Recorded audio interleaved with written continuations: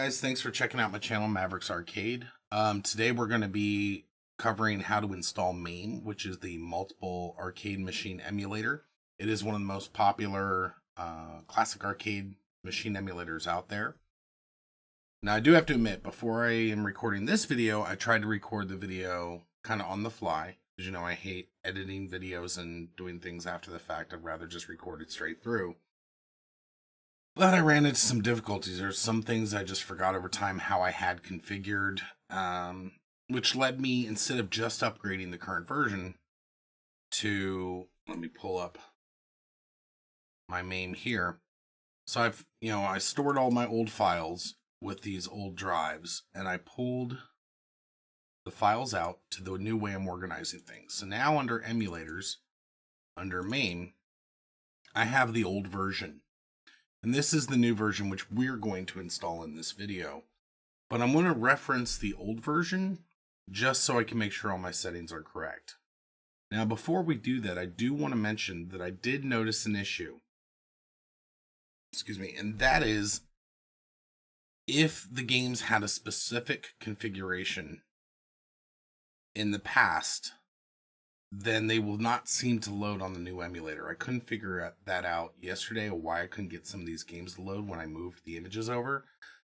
And it wasn't until I found this issue with the config file that I realized that it was still referencing old paths. Because remember, I moved my ROM files to a new organization structure.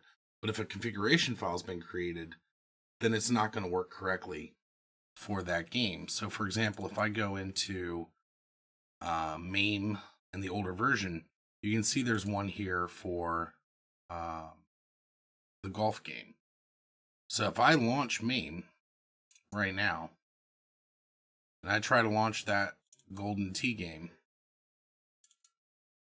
it's going to show an error that it's missing files, even though the ROM files are there. However, if I want to keep my configuration, now again, this isn't necessarily an issue for installing the ROM on a new MAME instance. However,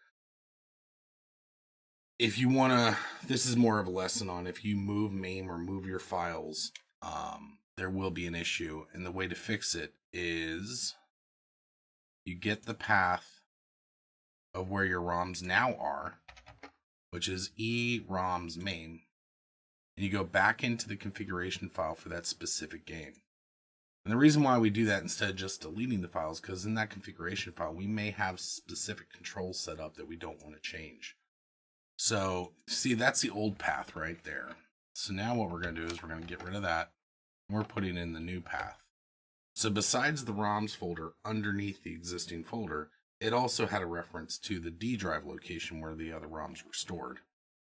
So now we've saved that path, we've saved the file, and we've closed the file. Now when we open up MAME and we launch Golden Tee and hit that, it should find it okay.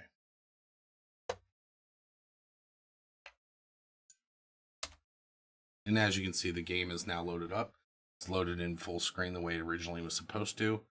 And everything is working. Now it's trying to check the file system and so forth. Let me hit escape to exit out. Takes a moment. And there we go. So again, just to reference, if you move your ROM files around and you have specific configurations set up for specific games, that may be a problem. Now, I would recommend also that if you are changing MAME versions, go ahead and keep the old copy the way I'm doing it now. And the reason why is when you go to set up that front end, you'll be able to set up multiple emulators for specific types of systems. So for like MAME, you can have multiple copies, multiple versions of MAME with the front end. And then in your games listing, where it shows all the various games that you have installed, you can then choose which emulator is used to launch that game. The reason why I'm saying you want to do this is because I've noticed in past upgrades, and I wish I would have thought of this before, that during past upgrades, I would go to play a game that I knew worked on my previous version of MAME, but all of a sudden it would not work on the new version of MAME, and I had to go find a newer version of the ROM files that's compatible with the newer version of MAME in order for it to work. So by doing this, if it's not broke, don't fix it. Let the older version of the emulator run. Again, as far as LED blinky, I think it's one version 0146, I believe, is the minimum version of MAME. My previous video for LED blinky says the minimum version for the LED blinky and the mapping IDs to work correctly. So as long as you've got that version or higher, you should be okay. So that's, again, the old version of MAME. Now we're going to install the new version of MAME. The other reason why I wanted the old version of MAME available is so that I can look at some of those options, because again, I've forgotten a lot of them. So I'm going to use the old version of MAME on one side to reference while setting up the new version. So we're first going to go out to our emulator site, and we're going to grab the version of MAME, which is right down here. And we're going to download the 64-bit version of MAME.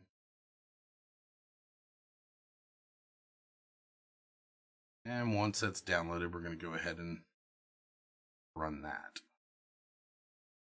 which should be just a self-extracting file. So in preparation for that, I'm going to grab this path, because that's where I'm going to want all the files to go. Now, my connection is way faster than their hosting site is allowing the download. So normally my downloads would be a lot faster, but this is definitely a bit slower. I see some front ends there. I may review those at some point for people that maybe just want to run MAME. Personally, I like Launchbox. I am going to learn more about Hyperspin, but Launchbox is currently my preferred front end.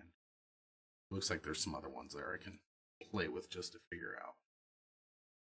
So we're going to extract all this into the MAME folder. We paste it right there.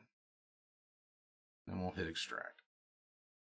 Now, currently, while I'm setting everything up, I'm going to make sure that MAME is only launching in a windowed view, so I can easily go between the two windows during the setup. But in the final configuration, obviously I want that to be full screen. So it looks like we've extracted. Yep, so here's 208, and here's all of our files. One thing I am going to grab immediately out of the old version is I'm going to grab the controller file from the controller folder. And this is the mapping for my joysticks and my mouse ball and things like that, so that the IDs don't jump around when I'm rebooting my arcade. So I've copied that file over there. The format of that file should still be the same. And I'm going to launch first the old copy of MAME 64. Again, it's windowed. We're going to put that over here in the corner. We're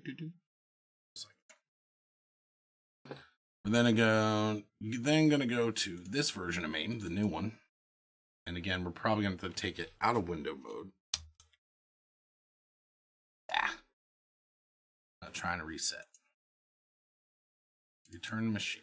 Here we go. Yo. Let's try that again. Come over here. Click up here and try to go into a smaller view. It's not allowing reset. I don't know what that means. Let's see. Return to machine. Well, the keys are still responding. But alright, so what we're going to try this time is we're going to instead go here, and we're going to go to options, video options, video mode. We're going to go to, well, it said auto, but we're looking for windowed mode on. Now we're returning to previous menu, saving the configuration, and returning to the previous menu. And it did go into window mode. So as you can see here, we have version 208, and over here we have 179. So we're going to go just match up options. Again, this is just helping me make sure to get the options that's set correct for my arcade, but it's also walking you through the options that I use to set up yours. So we're going to go into options on both screens. And over here, I don't believe I have anything customized in here. That looks all to be the same. Yeah, that's all the same. All my fonts and colors are default. Customizing directories. Now this is going to be different because as you can see right off the bat, we have eDrive ROMs MAME as a folder. Now by default, it should only have its local ROMs folder. And when it shows that without a full path, that means underneath the MAME folder, there's a ROMs folder. It's only going to look there. So we want to add a folder. And we're going to add eDrive ROMs MAME. And then we're going to hit the tab button to set that option. So now you can see that in here. We'll return to the previous menu. And we're going to look for differences. So we have software media. Again, this looks pretty blank. UI, no change. I'm basically right now just looking for anything different than the default. History and DAT. Yep, those are built-in ones. That's all basic stuff here. Icons. Now, to be honest, I'm not sure. I haven't played with using these folders for other things. The UI, the cheats, the cabinet graphics, things like that. That's usually handled. Besides the marquees and things like that, that folder is used. And what I'm probably going to look to do is to set up a common folder for those items to be located so that both emulators can use it. I just thought about that now, so I will probably get that set up. Mostly just so I don't have to repeat it over and over again. Okay, so the directories are good there. We're now going into video options. Let's go ahead. So it looks like there's a couple of different options here more, but we're not using them. So in video mode, we're going to direct 3D. We have one. We do want triple buffering. We do want HSL. This is what gives the video effect of having one of the old CRT TVs with the lines and everything in it. So we are currently on windowed mode, but when we're done, we're going to want that to be, well, let's first finish copying this stuff. So on, on. So windowed mode is on now. We will be turning that off later. Aspect ratio, that is currently set to on and it will stay as on. And the reason why is because if you have a graphic that's a video game that's 4:3, you have it on a large widescreen monitor, it's going to stretch it out really ugly. This will make sure that it stays at that correct size. We could be using refresh and wait for vertical sync, but never had an issue, so why fix it now? Or why change it now? The sound options, I believe, are the same. Yes, they are. And we're looking at miscellaneous options now. So we'll reselect the last machine that's on. Enlarge right panels. Yeah, sheets are off currently. Show the mouse pointer. Confirm quit from machines. Now, we have that off, and the reason why is because when we quit our emulator, when we have the front end, we don't want it saying, are you sure you want to quit? We hit the button, damn it. We want to quit. Skip information screen at startup. This is normally the screen that says this machine originally ran on this processor and stuff. We don't care. We just want the more fluid experience as possible. When it's doing snapshots, make sure to enforce the aspect ratio. And if there's an image as a background, go ahead and use it. That's fine. We have skip BIOS. Yep. Because we don't want to have to worry about BIOS selection. Now, was that an option over here? Skip BIOS selection. It was off. That may be the reason why the other game asked me specifically which one to use. Now, these were off, so interesting. I might want to check out those options later. But info auto audit. Yep. So this is the part where it would show information that we didn't really care about seeing. So we're matched up now with our original version, which is good. Let's check device mapping. Now this is where I really screwed up the other day setting things because it was way off. So the light gun is considered a keyboard. Okay. The trackball device is mouse, pedal, pedals, keyboard. The stick is a keyboard. Then we have the mouse is considered paddle, and that's for the spin track. The dial is also a mouse. Positional device is mouse and mouse. Again, we're just making sure to match because previously our light guns worked. When I was trying to set this up in my other attempt to make this video, the system wouldn't register the connection of the spin dial. And that's the reason why. It's because it was looking for it as a keyboard, not as a mouse option. So now we're going to back out of here. Now before we go any further, just so we don't screw anything up, we're going to go ahead and save the configuration on the new one. And then continue on. I just want to make sure that if this crashes, we don't lose what we've already checked into. So now we have general inputs. Now this is also where I was screwing up because I accidentally was clearing out keys that I needed. So now we can come in here and go to general inputs, and we're going to start off with the user interface. Now I'm looking over here. It looks like this is pretty on point, and this way I can see them a little bit better. So the newer version has a lot of not keyboard shift, and I'm not sure why it's saying that, but I don't think we ever use those commands. Pause is the keyboard pause command. Now that I'm going to have to hit with, first I'm going to delete that command out. First I'm going to delete that. And now I'm going to come over here and I'm going to hit the pause button. Should I come over? Yeah, let me come over to the other side already. Hold on a momento.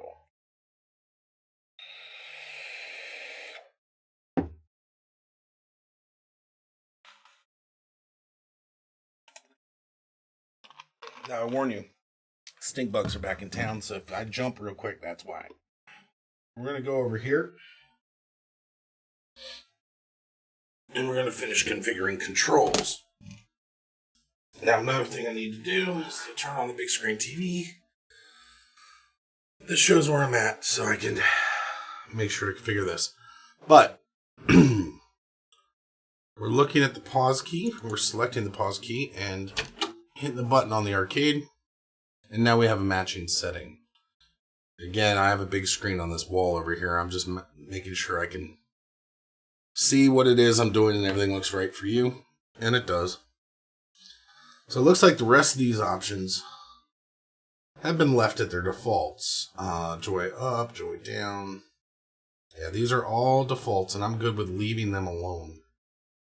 If they're gray, that means they've been changed. And nothing else here has been changed. So we're going to go ahead and back out. See, before I messed with a lot of these settings and kind of screwed things up. So I don't want to do that this time.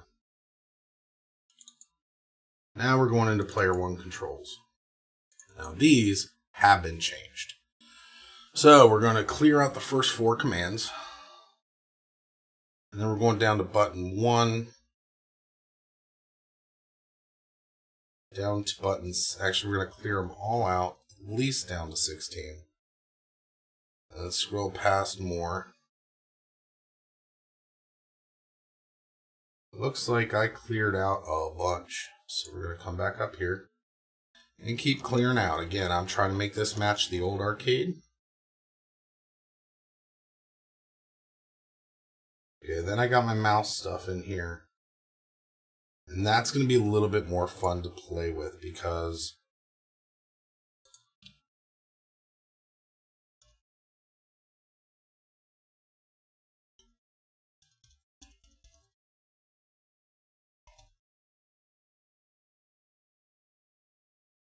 I do wish there was a clear all button, but there does not seem to be.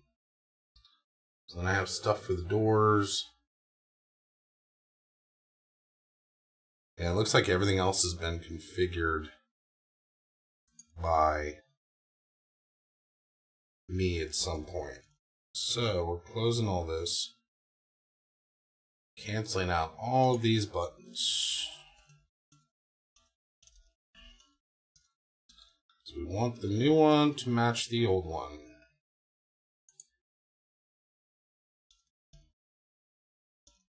Now, because I'm using the same config file too, as far as where am I at here?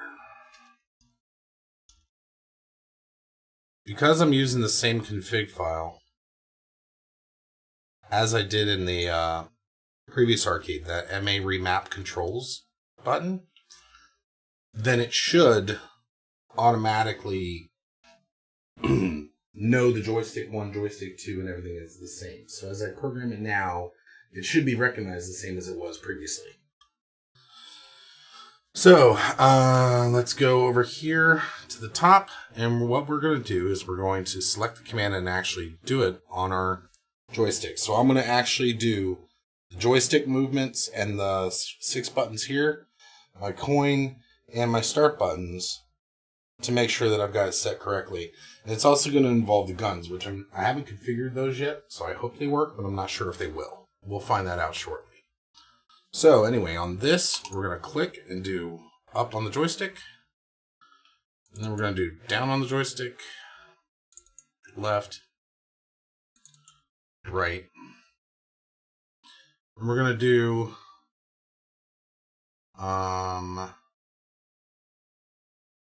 interesting. The P1 right.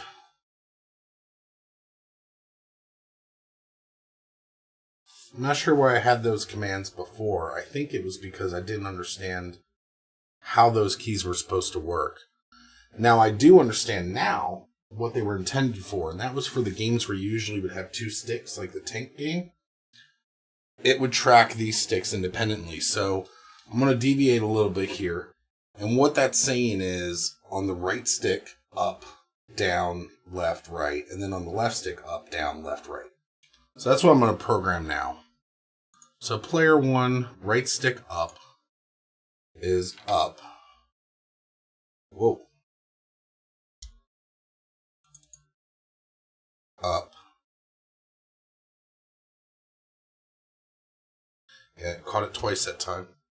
I'm going to hit it once, do right stick up. It's trying to do 2 commands. I don't want it to do 2 commands, I want it to do 1. There it is. And then this stick down.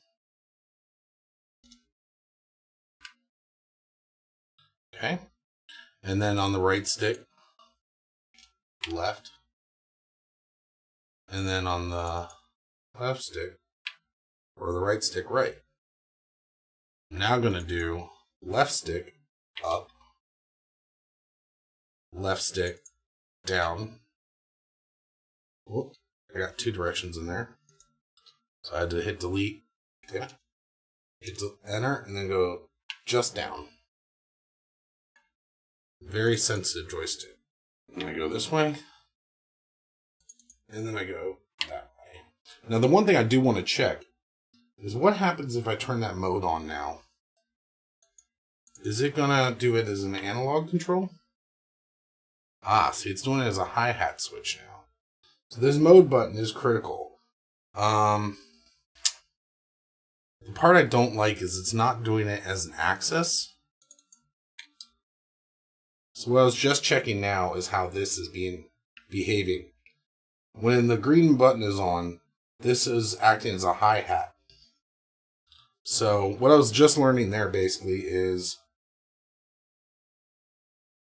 let me see if that control was the same.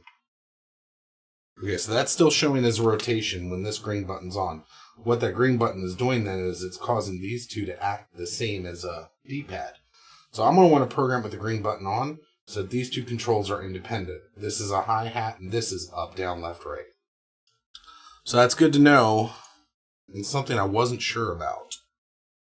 So see, I get to learn something on this as well. So now we go left up, and then we go left down, and then we go left left, and then we go left right. Now, these joysticks are also going to be used when I'm playing other games as well. And a lot of times what will happen is this is going to be when you're configuring MAME without a game selected, you're configuring the general inputs that will be the defaults for any game, and it's not been specifically changed. So that's what we're doing now, is we're setting up our master controls. If you've got a game loaded and you change the controls, then the control changes are only for that game. So again, we want to make sure when we're setting up a new instance of MAME that we set up the defaults for everybody in the beginning. So now what we're going to do is we're going to go down to the next switch. We're going to program these 6 buttons. So this part's real straightforward. Hit the button 1, 2, 3, 4, 5, 6.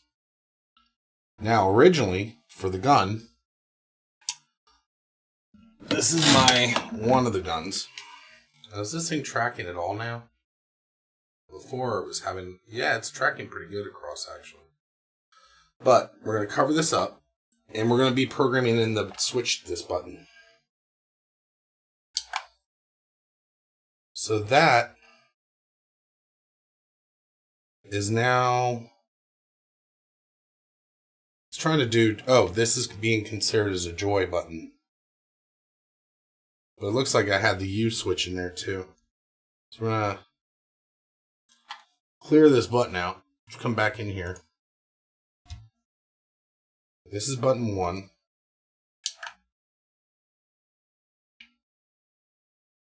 Some reason, oh, the in-track software has not been installed yet. So when I clicked that, it was trying to act like the start button. Oh, because it's an off-screen click. That's why. I'm going to try to shoot this button again while I'm pointing at the ground.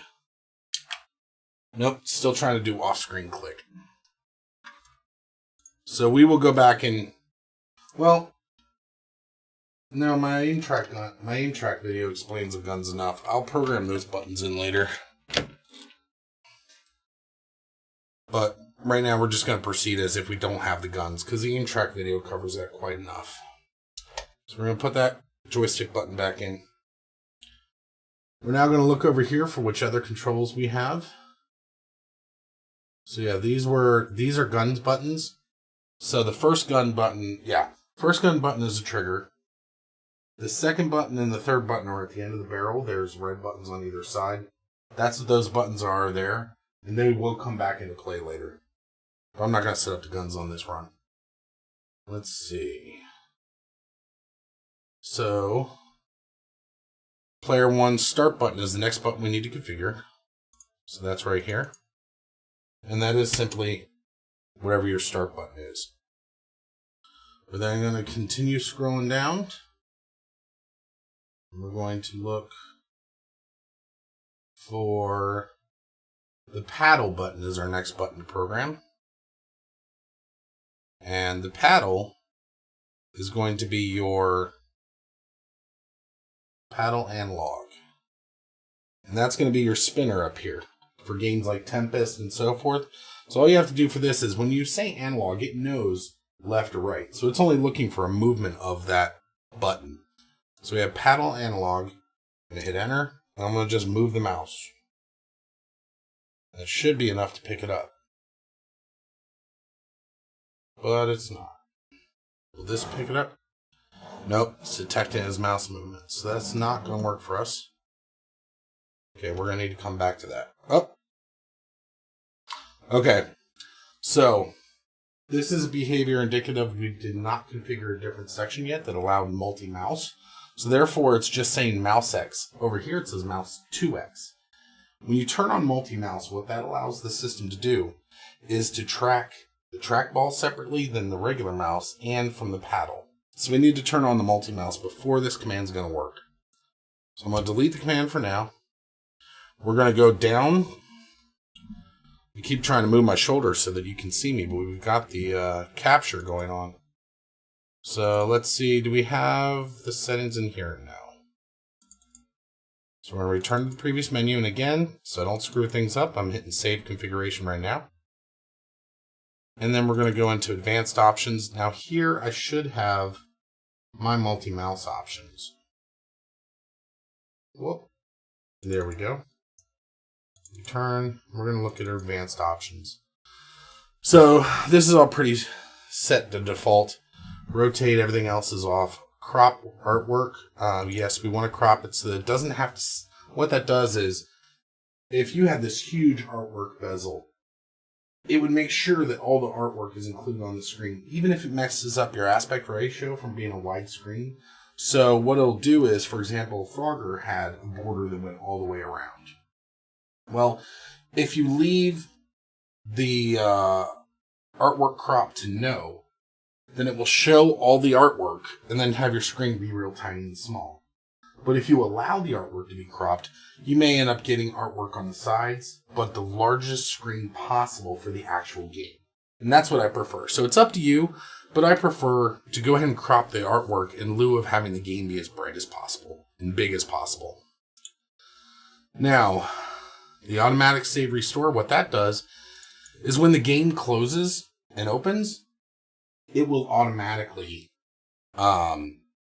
save a snapshot of where it is in the game. The benefit to this is when you start Galaga, for example, you get the classic art of the machine testing itself and all the characters showing up on the screen.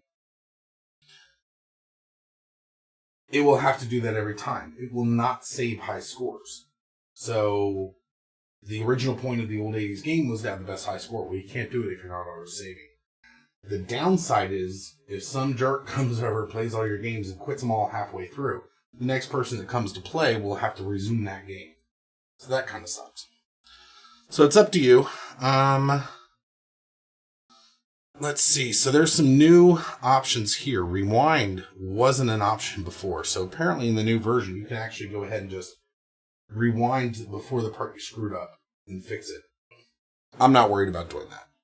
So we're going to leave that off for now. Burn-in, everything else is the same. Okay, so we're going to scroll down here. Input options. We have mouse turned on. We have light gun turned on. Multi-keyboard is off. Multi-mouse is on. Now, before, there never was an option for... Okay, so in the configuration file, they show an option that this one does not have. So anyway, so we have joystick on, light gun on, multi-keyboard off, multi-mouse on, steady key off, off. Off-screen reload is now turned on. So that was the part that allowed you to do some off-screen reloads using the key. The dead zones, we're going to keep everything the same, and everything else is matched up. So now what will happen is when we go back to our general inputs, well, first, let me save the configuration. We're going to go back to general inputs. We're going to go back to where we were down here. Well, actually, first, let me go look at that. If the gun command will now come in. I bounced to the other screen on accident. Okay, so button 1 was where I was trying to set the extra key. Let's just see if it happens to work. If not, I'm going to ignore it for now. And first, let me shoot to the ground and see if the start button comes up.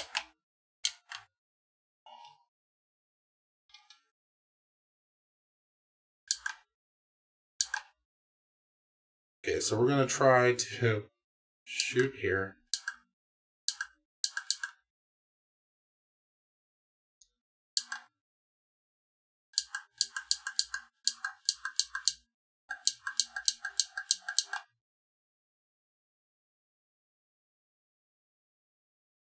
I don't know what that is. That's interesting. It was detecting as all kinds of stuff. So we're going to say, forget that for now. I will deal with that later. Alright, so we have that set. We're now going to go down and try to set that paddle.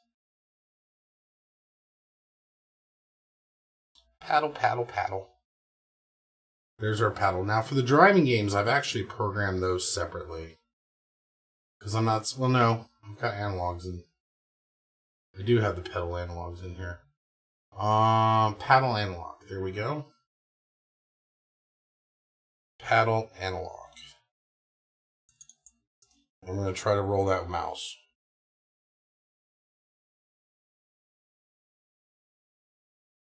I'm going to wait a second, see if it fills in, because last time it timed out.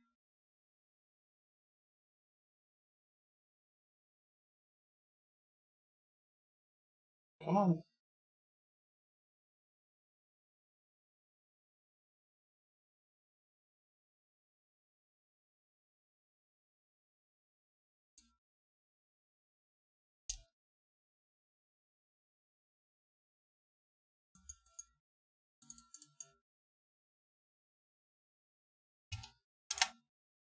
I don't know what's happening right there.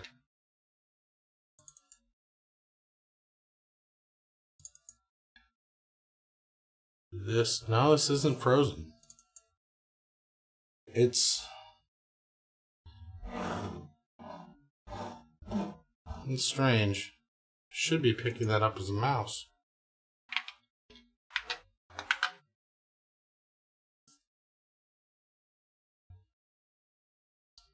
I wonder. Let's try this one here and see if the old one picks it up.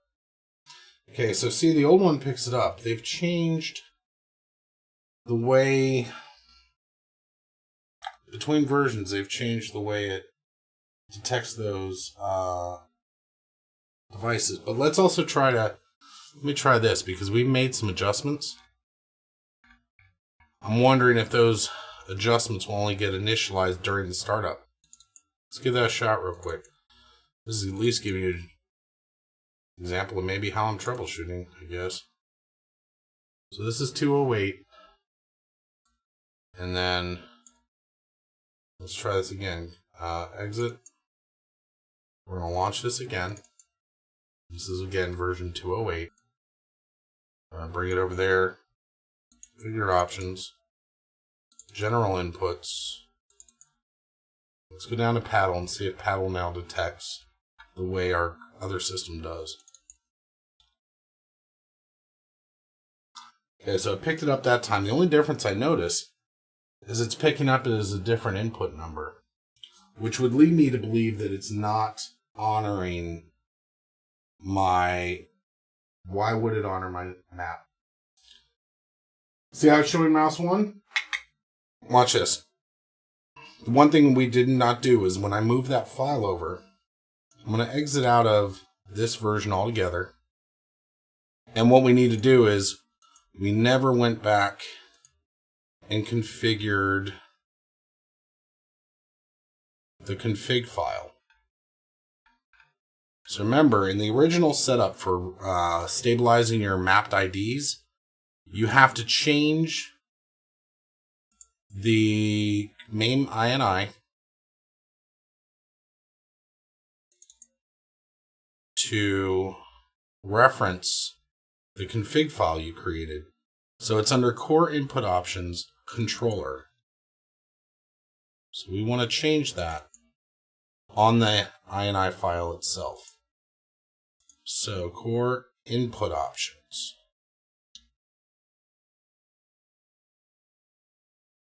And there's the controller file. So now, hopefully, when we launch this version,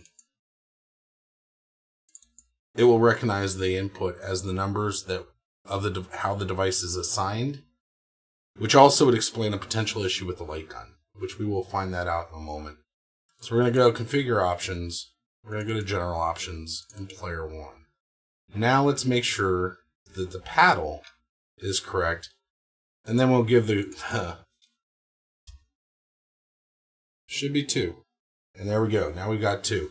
Now, just for giggles, since we're now assigning the guns correctly, let's see if the gun button happened to work. Probably not, but worth a shot anyway. Hopefully it doesn't detect that. Well, it detected it as gun 1, which is an improvement. Okay, it's detecting hi-hat switches from various other places right now. So what we want to do, and this is actually behavior of the gun. So you want to get the gun aimed on the screen somewhere. Very specific so that you're not moving the gun as you hit the trigger. You gotta stabilize it and hit the button quick. Well, come on.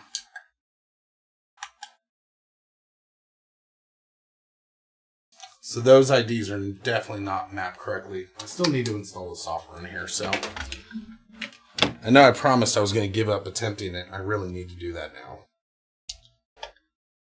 So anyway, we've got the paddle analog configured over here. The next one to configure is the dial analog, which is also mouse 2. And it's only because of, based on how the game was made, they could be referencing either. So we move the mouse again. So now we have the dial configured.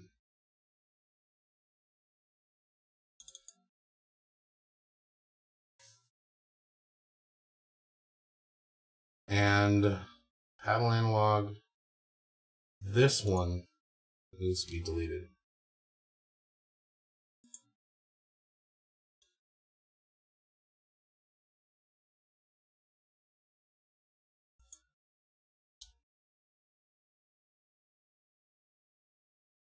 Okay, so we now go to, I'm just looking to make sure I didn't skip anything. No, I did not. So the last thing I have is over here. So we have dial analog. We're going to the bottom. And we're looking at track analog. So this is a trackball. And X should be horizontal. And I've got that now. So then the Y is up and down. So I'll just go up. And then AD stick. Looks like I have this set as this as well. And then AD stick Y is that. Now I think also what I've done is, I think it's also set on this stick like that. Let's try mess that up. So I need to put it in there once. It was AD stick that I was trying to do.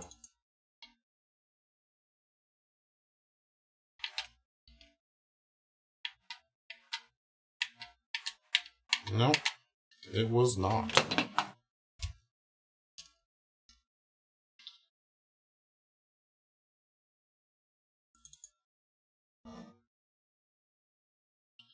Alright, so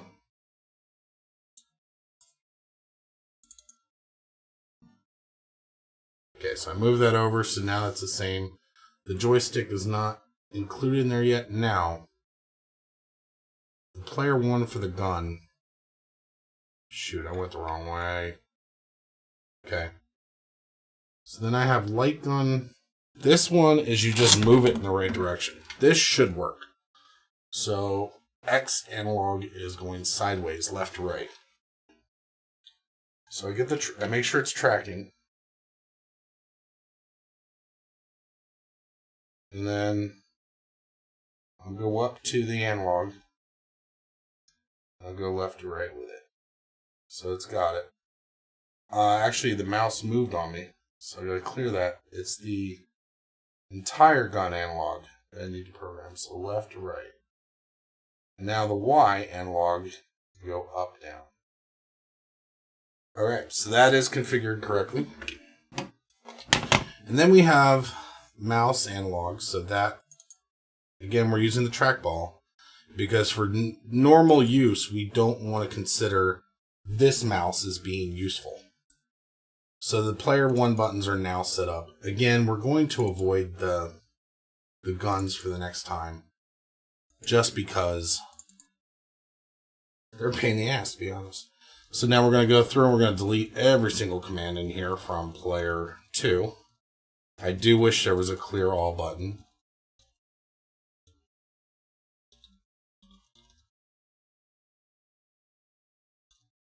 Yay, kill it all.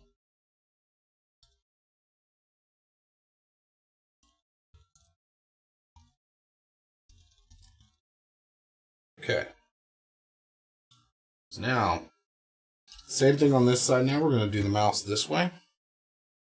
Give myself a puff of sip of soda. Alright. So first we hit this. Up. And then we go down. Left. Right. I'm going to grab this side's joystick and go up, down, left, right. And on this side, we're going to go up. Let me hit the mode on this joystick too and see if that makes a difference. Down. Yep, same thing. So we want the light to be off on this side. Up. Left. Right. We then are going to do 1, 2, 3, 4, 5, 6 for this joystick. Actually, no. We're going to do the buttons on the arcade. The reason why is only specific games are going to use this stick. If they're using those sticks, then I'll configure the buttons within that game. So, for example, if I'm playing, Assault, where it's a tank game where you do the tracks, for the game specifically, I'll assign the buttons off these joysticks. The reason why I'm not doing it in the default configuration is because for some games like Simpsons, things like that, where there's 3 and 4 players, I'm going to be using the buttons on that by default. Again, you're looking for the best default configuration. So, here we're going to do player 1 button, player 2 with the second button, 3, 4, I do 4 again and then delete it because now it's twice, 4, 5, 6, okay. And we're going to select over here and go down to our next command, which also should be paddle, which I think... Oh, nope, it's the start button. So down here is the start button. We're going to hit start on there.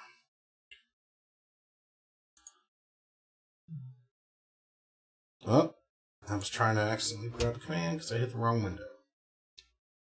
So we're scrolling down. I'm looking through the commands.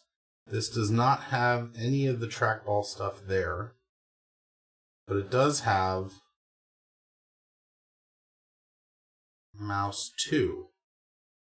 Mouse 2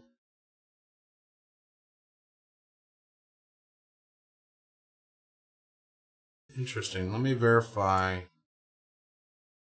Go down here. So it doesn't have the paddle because paddles, basically all paddle games were,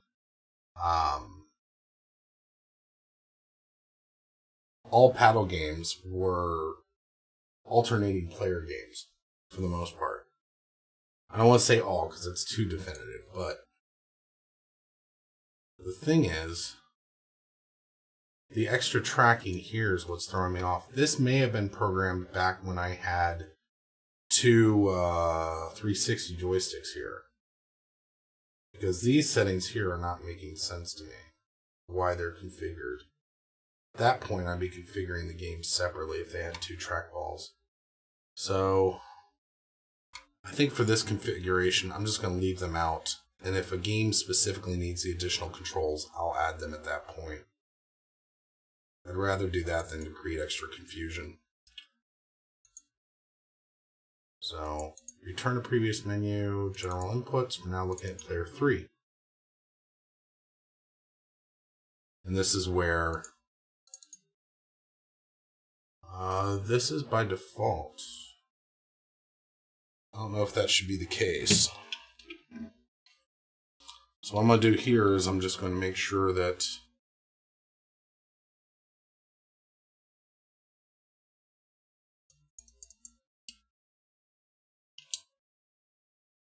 yep. So this is, again, looks like default controls. I think this is mostly because before I was aware of how to do it. I had set it up before I knew what I was doing. So this is player 3, and that's up, down, left, right, and then we're going to leave those sticks alone, and we're going to do A, B, C, D, 5, 6. And then the start button for this player is this one over here. Now that should be all the controls I'm concerned with at this time for this game. There should be nothing else set here. Correct. So now we're going to do the same thing with player 4 and the other D-pad. We're going to clear it all out.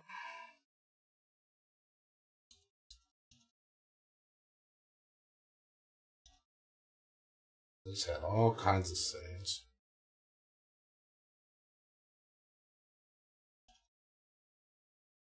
Now you see it dropping down like that because it's setting its width based on the longest string that's in there. I guess when it's none and you hit delete again, it sets it back to whatever the default was, which is interesting. So I'm going to grab this one. I'm going to use a D-pad on here.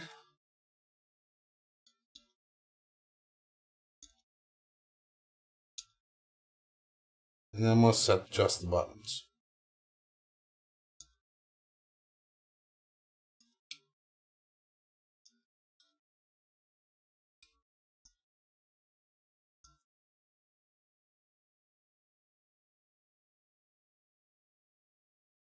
Okay, and then we're going to go down and we're going to set the start button for the 4th player.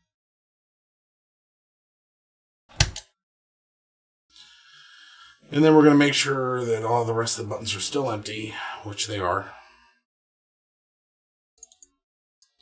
And we're going to look at other controls. The coins are all still set correctly. The keyboards are all set correctly. And then it looks like everything. So we're going to return to previous menu. And again, we're going to save the configuration. I'm going to then just confirm with a couple of games that we are in fact working. I'll go ahead and just close this abruptly. Video options. We're going to turn off video of full screen mode. We're going to save the configuration. And we're now going to close it. What I'm looking for now is I'm looking to see if there's a configuration file for example, The Simpsons. Actually, don't even do that. Let's just put in here Simpsons. And we should have this one 4 players world. We're going to see if it'll load.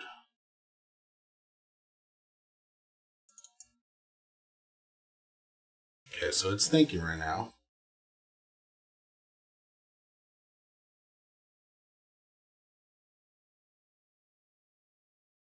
So that's a good sign. Again, the colors aren't working right now because I do not have LED Blinky running through a front end. But I mean, look at I do see sound output, so that's good. Put the coin in.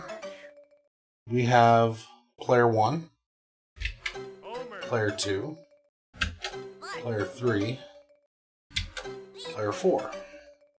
I'm going to go ahead and do Marge, which should be this one. And again, we're just testing to make sure that the buttons are responding.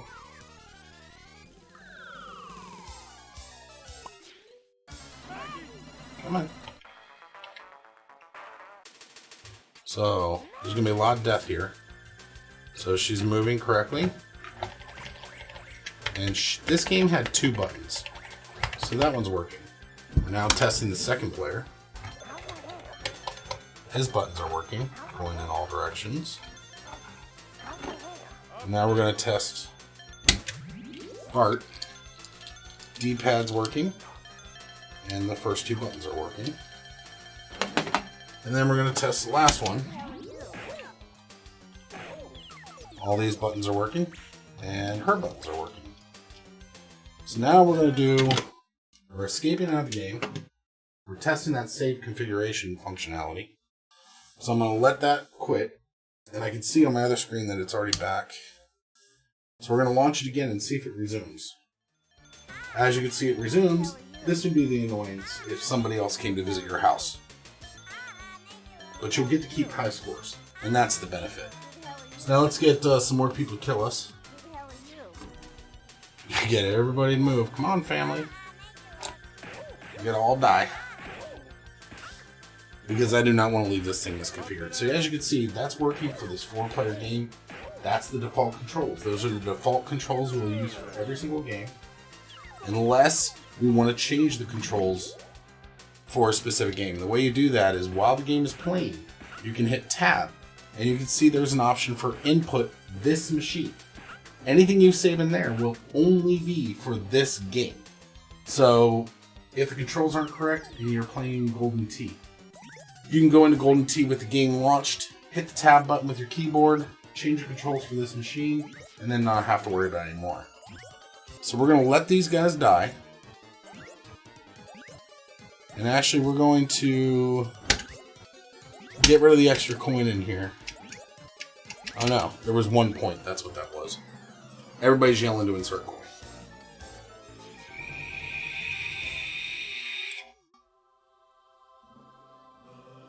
So, now that we have this...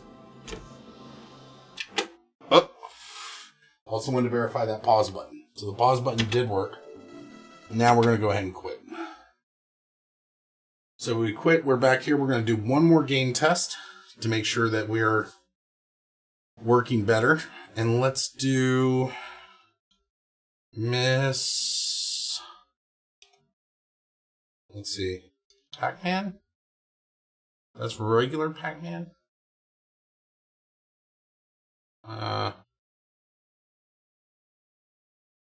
What is Pac-Man Plus? I don't think I have that.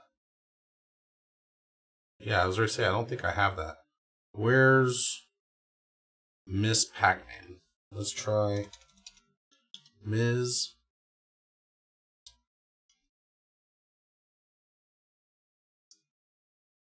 Miss Pac-Man? There it is. Miss Pac-Man. So as you can see, we're getting the weird screen graphics. This is the thing, like I said, that I want to try to avoid. Hit that button, and we're just going to test the mouse movement here. Put my gun back up where it goes. Actually, this is, the mouse is responding better than it usually does. Way better than it usually is.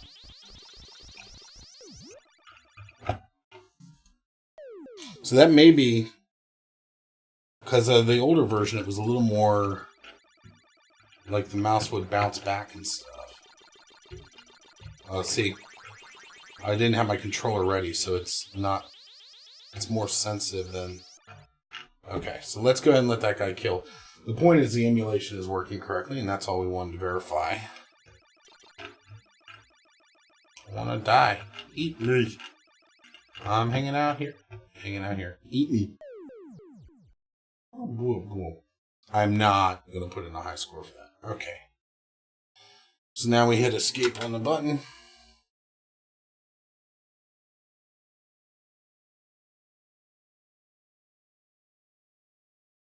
So the key, though, is... Now, let me go back to the desk now. We're good. Let's go back to the desk. All the controllers are configured. Alright. So for this segment, we have Bruce on the line. He's got this amazing... How come I keep doing that? I keep doing that. I'm hitting the wrong button on my Stream Deck. So anyway... with this, now that... Oh, let me get the keyboard. I forgot that. Some commands do not like going through VNC, so I gotta bring the keyboard over. So in any case,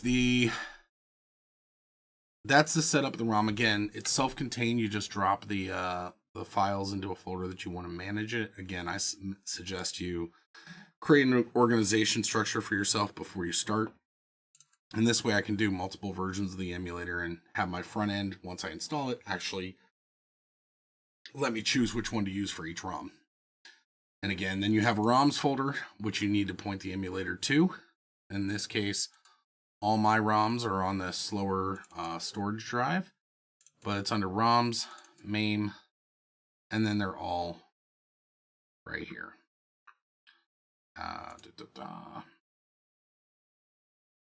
And then the thing I'm going to check into, I believe, well, it would work, is like right now, for example, all the artwork.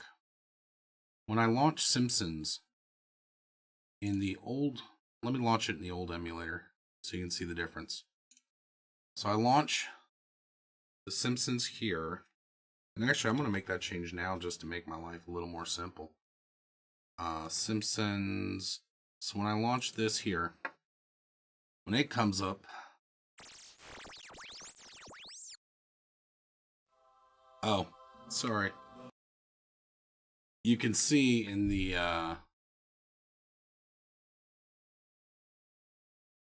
where's my artwork coming from? The one thing you could see is my artwork on the old arcade had a bezel around the edge of the screen that gave it kind of a neat little TV tube look. If you look up here, see the edge? That edge is done by a graphic. But let's look and see what the overall options are for the video. Do we have the artwork on here turned on? We do not. Miscellaneous options. The artwork on here? No. Device mapping, advanced options, artwork. So all of these were on. All of the artwork options. I don't know if I turned that on. Let's verify that real quick. So ROMs. Let's launch the thing and look at the options. Configure options. Advanced options. Okay, so all the artwork stuff was turned on here. The full screen was turned off.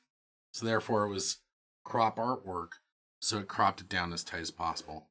That explains that. So let me change the other MAME to be full screen, like the way it originally was, which will force it to take up the whole screen and then force it to deal with the fact that there's extra space, and it fills that in with the artwork. So video options, window off, turn to previous, save configuration, return to previous. Now it's full screen. And now when we do Simpsons, it should have the side art that I had created. As you can see, it's got side art here. So what we're going to do, just to save ourselves a bit of work, we're going to go ahead and quit out of the game.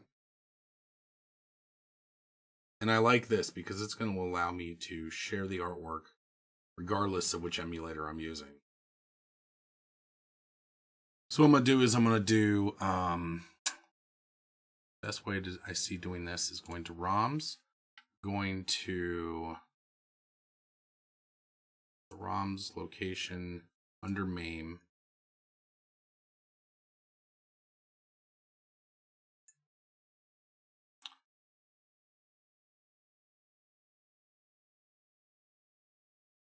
How do I want to do this? What I'll do, this makes more sense strategically. I'm going to put a folder up here called shared. And I'm going to open up a new window for that. And in shared, we're going to take the artwork from here. And we're going to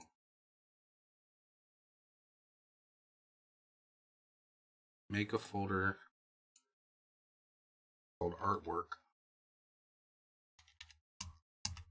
We're going to move everything from here into here. So we're going to need to move the artwork folder, Background effects, does this? No. This I did not modify. We should also have marquees. I have marquees for everything. We're gonna do new folder. Marquees. We're gonna drag everything from here over to there. And then I'm looking again for more stuff that I might have. Images. Yep. The images is used by the menu system to have like a screenshot. So we're gonna then go in here and move everything over here. And then again, I'm just looking for movies. Yes, there's a movies folder. So we're gonna say movies, new movies. Move all of this over here. And then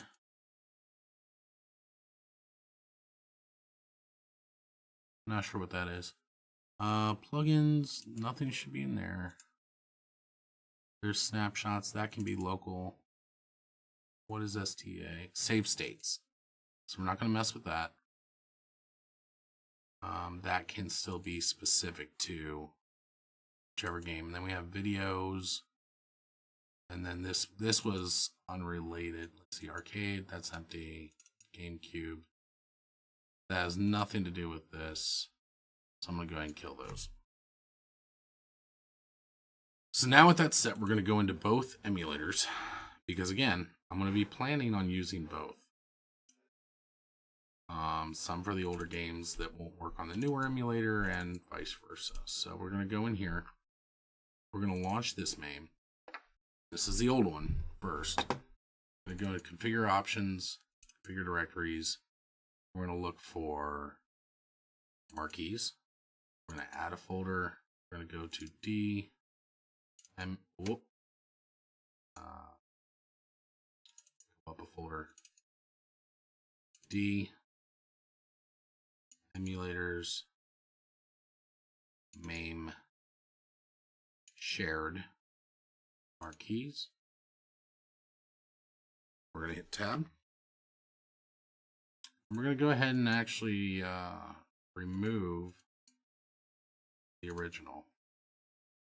Return. We're now going to go to, I swear I saw images. We have artwork. Oh, there's artworks. We're going to add a folder. We're going to go to D, emulators, MAME, shared, artwork, tab, remove the default, previous menu,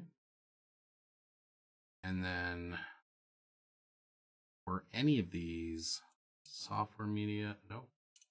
I'm looking for the other folder. Yeah, so snapshots, cabinets, cheats, flyers. I'm not seeing anything else. There was those folder names, so I think that should be it. It's just those two. Scores. Interesting. There may be a way to have it automatically know the scores. Okay, so we're going to go ahead. We're going to hit Save Configuration. We're going to return to the previous menu. And now we're going to try Simpsons again and make sure the graphics load. And it does. So now we're going to exit out.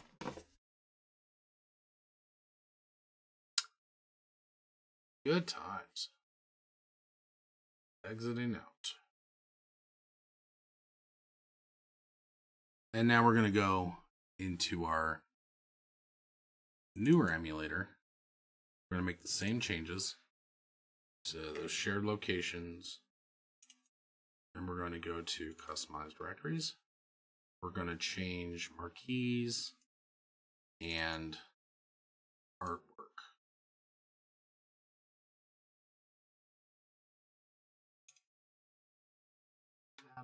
And then we're going to remove the original. Return, and then artworks. Add a folder. See, and this also will allow me to very easily know where it should be stored instead of trying to remember which emulator is that one we're on out of again. It'll just be in the same location.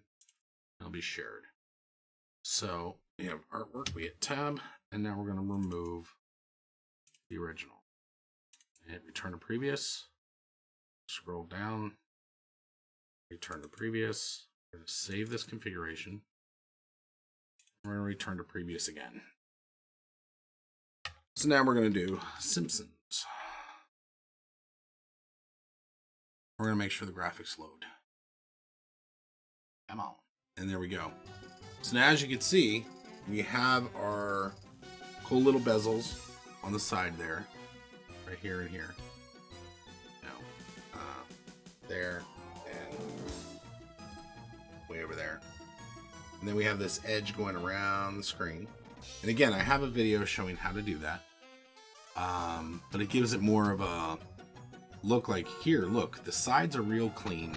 The inside's got the scan lines and stuff like that, and the little edge from the curve of the CRT TV. It just kind of gives it more of a natural feel to it. And also it keeps you from having unnecessary black spots on the side. So if you want to know how to create those bezels, I do have a video on how to create those bezels, but now that I'm setting up multiple MAME emulators to be able to choose once I set up my front end, I definitely want to have a shared location for the bezels and for the overlay graphics to make everything look nice and clean.